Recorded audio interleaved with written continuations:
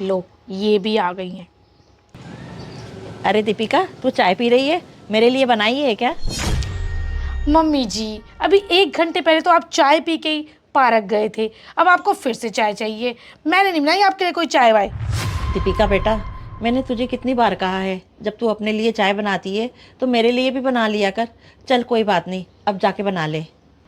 Mummy जी, मैं अभी तो किचन से फ्री होके आई हूँ, आप फिर से मुझे किचन में भेज रहे हो। मैं नहीं बना रही आपके लिए कोई चाय वाय। लो डॉली भी आ गई घर का सामान लेके, उसी से बनवा लो अपने लिए चाय। मम्मी जी, ले आई हूँ मैं घर का सारा सामान। चल ठीक है, तू सारा सामान ले आई तो तूने बढ़िया किया। अब सुन ले, मम्मी जी को चाय पीनी है, तू बना देगी या नहीं, या मम्मी जी अपने आप बना ले।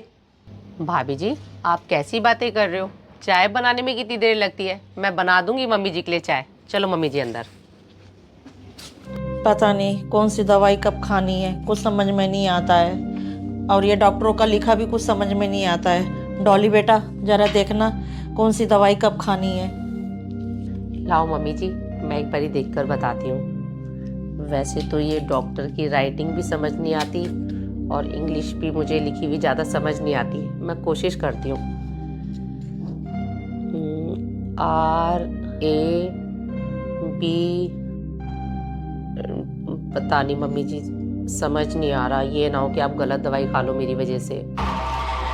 मम्मी जी, आपको अच्छे से पता है डॉली ने 8th क्लास में अपनी पढ़ाई छोड़ दी थी, इसे कहाँ से इंग्लिश पढ़नी आएगी। और डॉक्टरों की राइटिंग हर कोई नहीं पढ़ सकता। ला डॉली मुझे दिखा, ये ना हो मम्मी इसके चक्कर में गलत दवाइयाँ खा लो। रोबेजो DSR। मम्मी जी, आपको नाम बता के कोई फ़ायदा तो है नहीं। आप कौन से ज़्यादा पढ़े लिखे हो जो आपको याद रहेंगे नाम। आप तो बस इतना याद रखो, ये टैबलेट आपको दिन में 2 बार लेनी है, और आपके पीने की दवाई ये आपको दिन में 3 बार पीनी है। ठीक है दीपिका। अच्छा मम्मी जी, एक बात बताओ, आपको लोगों को बताने में शर्म तो बड़ी आती होगी कि आपकी छोटी बहू सिर्फ 8वीं तक पढ़ी हुई है। मम्मी जी, मुझे तो ये समझ नहीं आता कि मैं इतनी पढ़ी लिखी हूँ, फिर आप देवर जी के लिए इतनी कम पढ़ी लड़की क्यों लेकर आए। मम्मी जी, आपको तो फ़र्क नहीं पड़ता, पर मुझे बहुत फ़र्क पड़ता है। मुझे तो बताने में शर्म आती है किसी को भी कि मेरी देवरानी इतनी कम पढ़ी हुई है। दीपिका, हर इंसान में सब गुण नहीं हो सकते हैं। माना कि डॉली पढ़ी लिखी नहीं है, लेकिन इस घर को इसने अच्छे से संभाल रखा है। अरे मम्मी जी, आप तो ऐसे बोल रहे हो जैसे डॉली के आने से पहले हमारा घर संभला ही नहीं था। मम्मी जी, मैं तो एक बात जानती हूँ, घर की बहुओं को ना पढ़ा लिखा होना बहुत ज़रूरी है, जैसे कि मैं पढ़ी लिखी हूँ। आपको अच्छे से पता है हम कितनी हाई प्रोफाइल सोसाइटी में रहते हैं, और हमारी सोसाइटी में आए दिन कोई ना कोई फंक्शन या मीटिंग्स होती रहती हैं। अब मम्मी जी, आज मैं आपको बता ही देती हूँ कि मैं डॉली को अपने साथ सोसाइटी की मीटिंग्स में या फंक्शन में क्यों नहीं लेके जाती हूँ। मम्मी जी, अब मैं तो हूँ अच्छी पढ़ी लिखी, मैं तो उन लोगों के साथ इंग्लिश में बात कर लेती हूँ और उनके साथ मिक्सअप भी हो जाती हूँ। इसको अगर मैं लेके जाऊँगी ना, ये वहाँ पर हमारी बेइज्जती भी कराएगी और हमारे घर की रेपुटेशन भी ख़राब होगी। अब ये रोता सा मुँह करके मुझे क्यों देख रही है? मैंने कुछ गलत थोड़ा ना कहा है। मुझे तो ये समझ नहीं आता, कल को तेरे बच्चे होंगे, वो प्राइवेट स्कूल में पढ़ेंगे, उनकी PTM कैसे अटेंड करेगी तू? क्योंकि वहाँ पे टीचर इंग्लिश में बात करती है, वो तुझे बोलनी आएगी नहीं। तू ऐसा करियो, उनका ना सरकारी स्कूल में एडमिशन करा लियो, वहाँ पे तू कैसे मर्जी बात कर, उनको कोई फ़र्क नहीं पड़ता। भाभी जी, आप ऐसे मत बोलो। और रही बात मेरे बच्चों की, जब तक मेरे बच्चे होंगे तब तक मैं थोड़ी बहुत इंग्लिश पढ़नी और बोलनी सीख जाऊंगी, क्योंकि मैं इंग्लिश की ट्यूशन लगवा रही हूँ अपनी। अरे डॉली, तू भी ख्याली पुलाव पकाना ना छोड़ ही दे। इंग्लिश सीखना ना हर किसी के बस की बात नहीं है, और मैं भी तुझसे कहाँ बहस में पड़ गई। मम्मी जी, मुझे याद आया, मैं आपसे पैसे लेने आई थी। किराने वाले का हिसाब करना है, उसको 6500 रुपये देने हैं, और काम वाली को 3500 रुपये देने हैं, दूध वाले के 4500 रुपये, और प्रेस वाले के 2700 रुपये है। मम्मी जी, आप ऐसा करो, मुझे पैसे दे दो, मैं उन सब का ना हिसाब कर आती हूँ। ठीक है दीपिका, तू टोटल करके बता दे, मैं तुझे दे देती हूँ पैसे।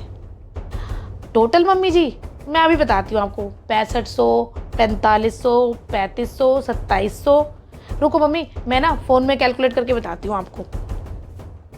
वो भाभी जी, 17,200 रुपये हो गए हैं। अरे वाह, बिल्कुल ठीक बताया तूने, 17,200 ही हो रहे हैं। देख ले दीपिका, तू इतनी पढ़ी लिखी होके भी अभी मोबाइल से जोड़ के भी नहीं बता पाई। इसने अपने मुंह से ही जोड़ के तुझे बता दिया पहले।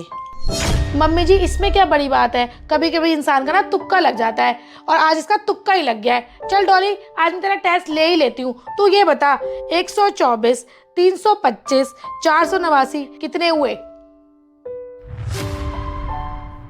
भाभी जी, आपके ये हो गए 938 रुपये। अरे वाह डॉली, तेरी कैलकुलेशन तो बहुत अच्छी है। तू ये बता, तूने तो 8वीं क्लास में अपना स्कूल ही छोड़ दिया था, फिर तेरी मैथ्स इतनी अच्छी कैसे है? वो क्या है ना भाभी जी, मुझे पढ़ाई का बड़ा ही शौक था और मैं पढ़ने लिखने में तेज भी बड़ी थी। 8वीं क्लास में थी जब मेरे पापा की डेथ हो गई थी, तो हमारे घर में पैसों की बड़ी दिक्कत हो गई थी। तो मुझे और मेरे भाई में से मेरी मम्मी सिर्फ एक ही को ही पढ़ा सकती थी, तो इसलिए मेरे मम्मी ने मेरे भाई को पढ़ाया। लेकिन मैं स्कूल ना जाकर घर में हमेशा पढ़ती लिखती थी, कॉपी पेंसिल से ना लिखती रहती थी, इसलिए मेरा मैथ्स बहुत तेज है। भाभी जी, मुझे इतना तो पता था कि ज़िंदगी में पढ़ाई लिखाई बहुत ज़्यादा ज़रूरी होती है, लेकिन मुझ जैसे कई बदनसीब हैं जो घर के हालातों को लेके पढ़ लिख नहीं पाते। उनमें से मैं भी हूँ। मैं भी पढ़ना चाहती थी, लेकिन मैं घर की मजबूरी की वजह से पढ़ नहीं पाई। भाभी जी, मुझे तो यहाँ तक भी नहीं पता था कि शादी के बाद भी ये पढ़ाई लिखाई के ताने मेरा पीछा नहीं छोड़ेंगे। डॉली, तू अपना दिल छोटा मत कर बेटा।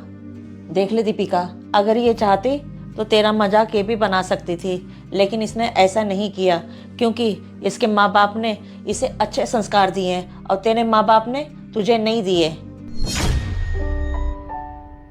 दीपिका, एक बात बोलूं, किसी घर को चलाने के लिए पढ़ाई लिखाई से ज़्यादा संस्कार मायने रखते हैं।